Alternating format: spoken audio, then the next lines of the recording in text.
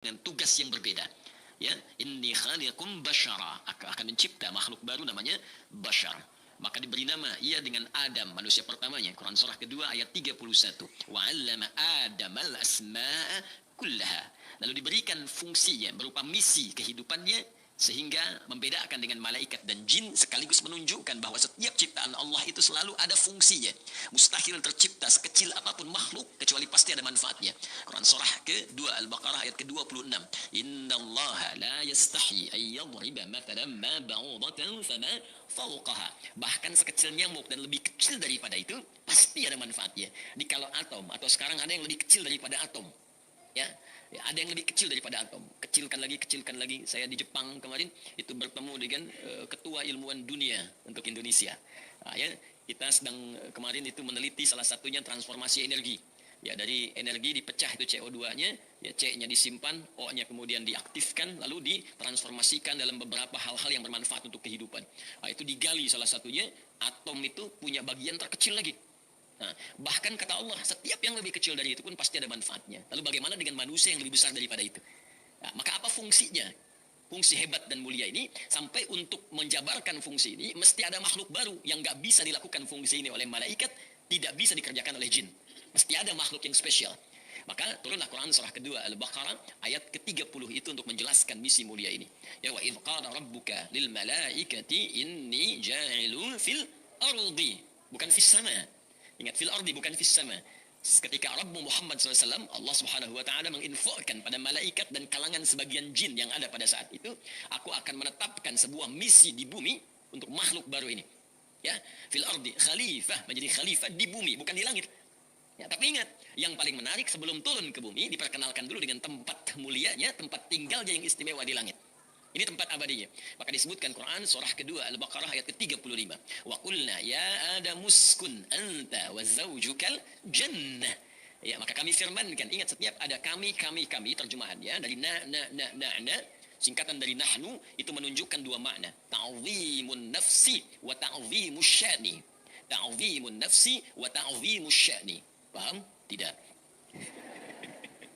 Ta'zimun nafsi itu menunjukkan keagungan Allah Subhanahu wa Ta'ala. Jadi kalau ada satu hal yang sangat istimewa, berbeda dengan yang biasa-biasanya, ya sesuatu disebut sya'nun namanya, ta'zimus sya'ni, mengangkat sesuatu jadi istimewa. Beda dengan yang biasa.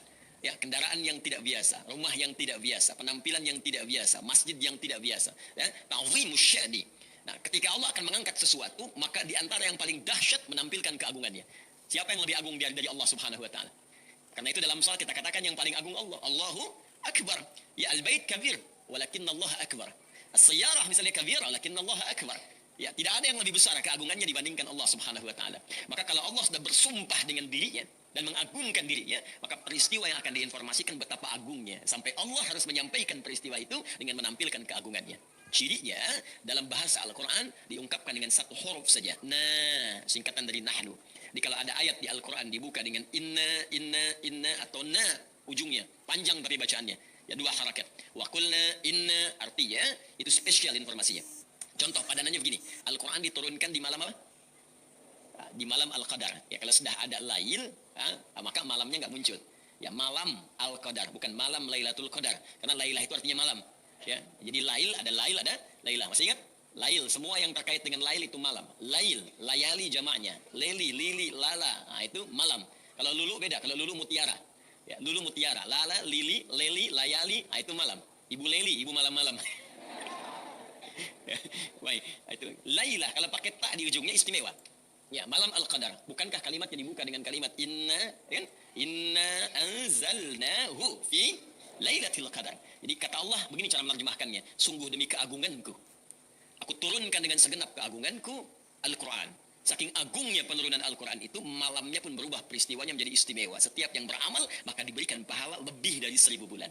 Bukan 1000 bulan, lebih dari 1000 bulan. Padanan 1000 bulan kurang lebih 83 sampai 85 tahun. Jadi kalau ada orang sholat 2 rakaat saja di malam itu, nilai sholatnya kalikan 85 tahun sholat tanpa henti. Ya. Nah sekarang tempat tinggalnya Adam, bapak moyang kita, itu ditetapkan di surga. Ketika menyebutkan tempat tinggal itu menggunakan na. Jadi saking istimewanya tempat itu, saking agungnya, nggak sama dengan yang kita tempati sekarang. Kata Nabi, saking agungnya, mala ainun ra'at wala udhunun sami'at wala khatara ala qalbi bashar. Ya, nggak pernah dipandang oleh mata sebelumnya. Tidak pernah terdengar seperti itu kisah tepatnya yang akan kita rasakan. Dan terlamunkan pun nggak akan sama. Ya, dikalaupun ada gambaran-gambaran, termasuk disebutkan dalam Al-Quran semua keindahannya, nanti nggak sama dengan lamunan Anda. Firman Allah benar, tapi ketika Anda lamunkan nggak seperti itu. Misal, di Al-Quran disebutkan nanti ada bidadari-bidadari yang cantiknya tak terlukiskan, berkilauan seperti mutiara. Tuh, yang sedang melamun ini sekarang nggak seperti itu. Jadi nggak bisa disebut fiksi atau fiktif, tidak. Ya, informasinya benar, tapi tak sama dengan yang kita pikirkan. Ibu disebutkan nanti wildadun mukhalladun bi aqwabi wa abariqa wa ka'sin min ma'in. Ada pangeran-pangeran surga. Yang wajahnya gantengnya tak terlukiskan. Tak sama dengan menatap wajah suami ibu. Ya, tak sama dengan menatap saya misalnya. Siapapun beda jauh. Mala ainun ra'at, tak pernah dipandang oleh mata. Saking indahnya. Di tempat tinggal kita itu yang istimewa. Cuma fasilitasnya bergantung kepada kita mau seperti apa nanti ditempatkan di sana. Dan bagaimana cara masuknya? Ya, makanya sering saya katakan begini, Anda saja kalau nggak kerja kan nggak bisa bangun rumah. Kalau nggak berusaha, nggak punya bekal. Untuk mudik pun malu kalau tak punya bekal. Jadi kalau mudik dunia saja malu kita karena tak punya bekal, maka bagaimana saat mudik ke akhirat? Makanya bangun rumah kita di akhirat dengan mencari bekal di sini. Ya, diturunkanlah kemudian kita ke bumi untuk berdinas di sini, supaya hasil dinas kita berupa ibadah itu menjadi nilai pahala yang dengan itu bisa membangun tempat sempurna saat kita pulang ke surga kelak. Dengan izin Allah Subhanahu wa Ta'ala. Nah, cuma sayang, maaf, dari batas waktu yang Allah berikan kepada semua yang ditugaskan. Adam manusia pertama, Adam turun kemudian ke bumi karena tempatnya di bumi. Saya urutkan lagi kisahnya, turunlah ke bumi untuk bertugas setelah dilatih oleh Allah di surga sementara. Jadi saya katakan surganya Adam alaihissalam dan istrinya Hawa. Ya, semoga keduanya dirahmati oleh Allah Subhanahu wa Ta'ala. Itu bukan surga yang akan kita tempati nanti. Beda, ingat. Ingat ya, beda. Karena surganya Adam dan Hawa, ya radhiyallahu ta'ala anhuma, rahimahallahuma wa sallaina alaihima, teman-teman sekalian, itu surga yang masih ada ujiannya. Boleh, tak boleh. If'al wa la taf'al. Awas ya. Wa qulna ya Adamu uskun anta wa zaujukal jannah wa kula minha ragadan haitsu syi'tuma. If'al. Silakan nikmati, makan seenak-enaknya, senyaman-nyamannya. Wa la taqraba hadhihi syajarata fatakuna minadh dhalimin. Tapi jangan dekati yang ini, jangan, enggak boleh. Jadi di surga itu masih ada yang enggak bolehnya. Sedangkan surga yang akan kita tempati nanti, semua boleh. Ya, sudah nggak ada perintah, sudah nggak ada larangan, tinggal kenikmatan saja. Di surga kelak nanti, udah nggak ada sholat lagi. Nah, jadi jangan punya harapan nanti kalau saya ke surga mau tahajud, nah terlampau soleh. Udah pokoknya tinggal nikmat aja, mata syahyan usakum. Jadi yang paling nikmat silakan nikmati, nggak ada larangan. Bahkan yang haram-haram di dunia itu menjadi halal saat di akhirat nanti. Ya, ada beberapa bagian-bagian khamar dan seterusnya, dan desainnya beda, indah, enak. Kalau pengen, siapkan dari sekarang. Siapkan. Nah, maka ketika tuntas pelatihannya diperkenalkan, nanti ini yang boleh, ini yang tidak boleh. Sebagai ujian pertama, ini musuhnya. Ya, dari iblis bertransformasi jadi setan. Ya, makanya di ayat 36-nya setannya disebutkan, fa'azallahuma syaitanu anha fa'akhrajahuma mimma kana fi. Ini musuhnya, ini yang harus dikerjakan, ini yang harus ditinggalkan. Training sebelum turun ke bumi. Setelah selesai trainingnya, lengkap pelatihannya, turunlah kemudian ke bumi dengan bekal yang Allah berikan. Turun Quran surah kedua ayat 38.